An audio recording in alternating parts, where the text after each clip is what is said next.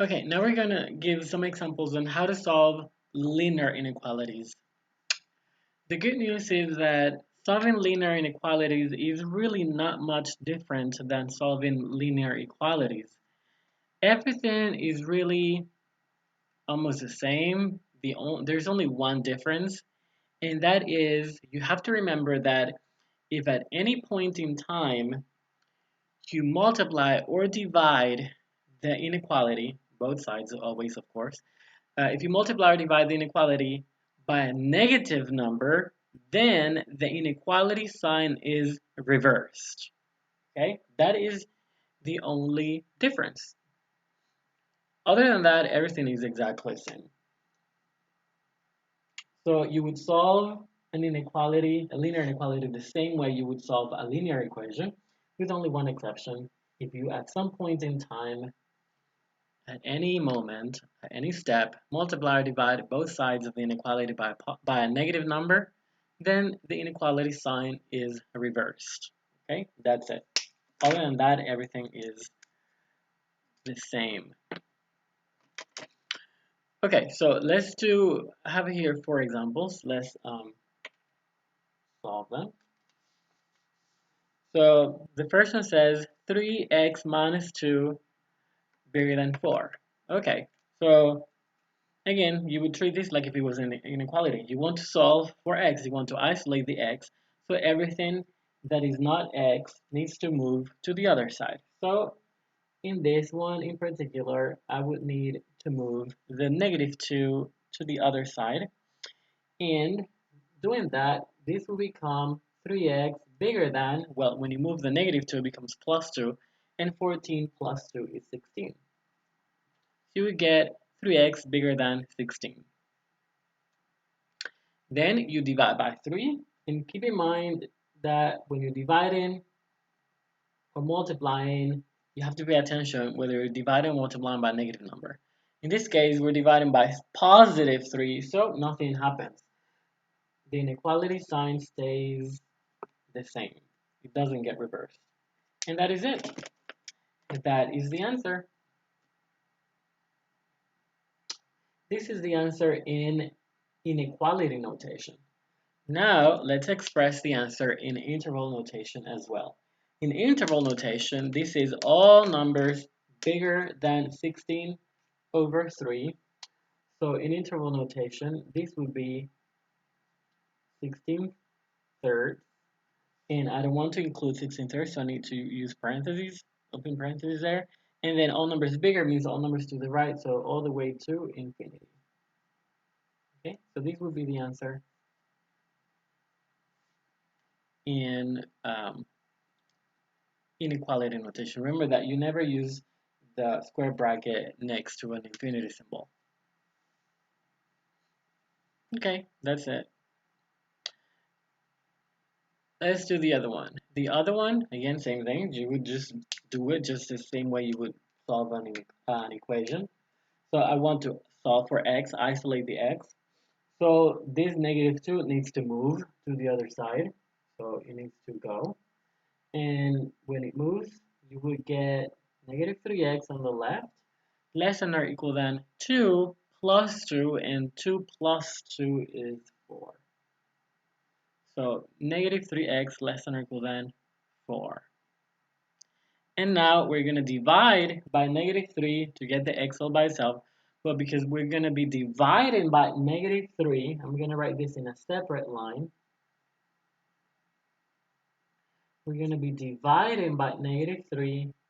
When we do that, the inequality sign is reversed. Okay? The inequality sign needs to flip. Now the negative 3 is going to cancel, and you're going to get that x is bigger than or equal than negative 4 thirds. Okay, and that is the answer. That is the answer in interval notation. Now we're going to write, in inequality notation. Now we're going to write the answer in interval notation. In interval notation, it would be bracket like that, negative 4 thirds, and I want all numbers to the right of that bigger than that, so all the way to infinity. So that would be the answer in interval notation. Okay. You want all numbers is bigger or to the right of, so all the way to plus infinity. Okay, when you have double inequalities or sandwich inequalities like this one, it is done exactly the same way. You are going to be doing everything on all the inequalities at the same time, and you want the x to remain in the middle. You want to solve for x, you want the x to remain in the middle. Okay, other than that is the same. Now, remember that when you have fractions, always every time that you have fractions, what you want to do is get rid of them. So we're going to multiply by the LCD of all the fractions that you see. I see 2 and 5, so the LCD is going to be 10. So the first thing I would do is to get rid of all those fractions by multiplying by 10, and you have to multiply everything by 10, meaning that by 10, that by 10, and that by 10. So all three parts of the sandwich inequality will get multiplied by 10. So 10 times negative a half less than, because 10 is positive, nothing is reversed. The inequality signs are not reversed. Okay.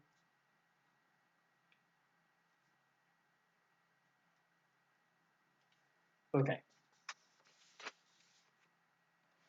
I'm going to draw a line here so I don't run into the space reserved for the other problem. Okay. Then we're going to simplify this. What is this? 10 divided by 2 is 5, and then there's a negative, so negative 5.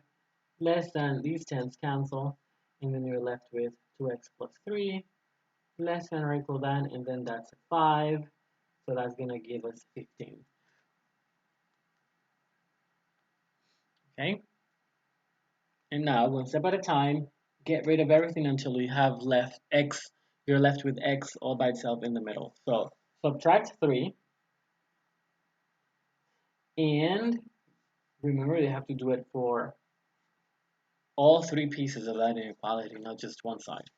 So minus 3, minus 3, minus 3. This is going to be negative 8, less than 2x, less than 15 minus 3 is 12. And lastly, divide by 2. And because we're dividing by a positive number, 2 is positive, the inequality signs do not get reversed. Okay, so we're dividing by positive 2. Everything gets divided by positive 2. This becomes negative 4. This becomes x. And this becomes 6. So we divided everything by positive 2. And that is the answer right there.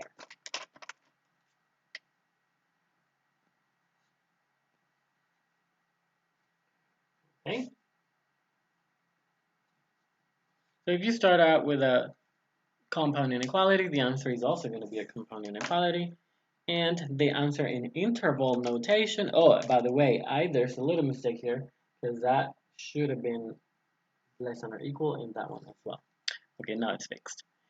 And the answer in interval notation is going to be negative 4 to 6, parentheses there, bracket there. And that's the answer in interval notation. You may be required to sketch the graph of this of these answers on the real line in the homework. Okay, now let's do the next one. Oh, you should try it on your own. You should pause the video and give it a shot.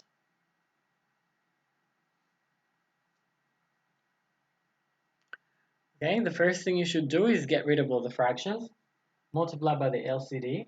The LCD is 4. So everything gets multiplied by 4. Everything. So you say 0 times 4 less than or equal than 4 times 4 minus x divided by 4 less than 1/2 times 4. So multiply each piece by 4.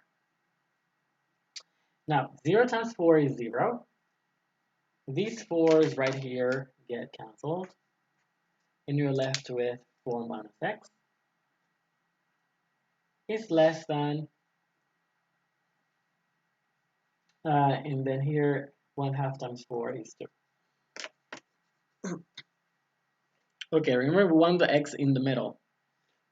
So we're going to subtract 4, minus 4, minus 4, minus 4, all three places. This is going to become negative 4, less than or equal than negative x is less than 2 minus 4 is negative 2.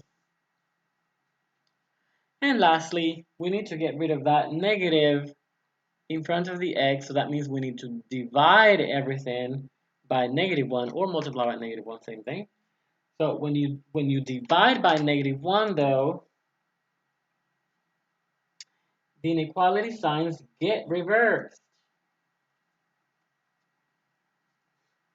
Okay? So the inequality signs get reversed. And now what is the answer? Negative 4 divided by negative 1, that's positive 4. These negative signs are going to cancel, you get just x, and then this is bigger than 2.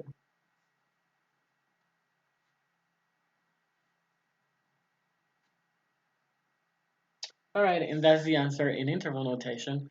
Normally, though, I should say this, normally we write the inequalities when it's a sandwich inequality like this with the arrows pointing in this direction because it is pretty unnatural to have a 4 on the left and a 2 on the right, because on the real line, the 2 would be on the left and the 4 would be on the right, right? Numbers that are smaller are are always on the left, and numbers that are bigger are always on the right. So having the 4, which is bigger than the 2 on the left, is kind of unnatural. So normally then what we would do is like rewrite this in such a way that it still has the same meaning, but the arrows are pointing to the left. That's that's a more natural way of writing things. So this one, I would write it like this. So this would be 2 less than x less than or equal than 4. And that is better because now it has a natural order. 4 is bigger is on the right and 2 is smaller is on the left. Okay, that is so much better. This is not wrong, but it's unnatural. Okay, so write it out like this. And finally, in interval notation, that would be just 2 comma 4 and then parentheses on the left, bracket on the right. And that's how you solve linear inequalities.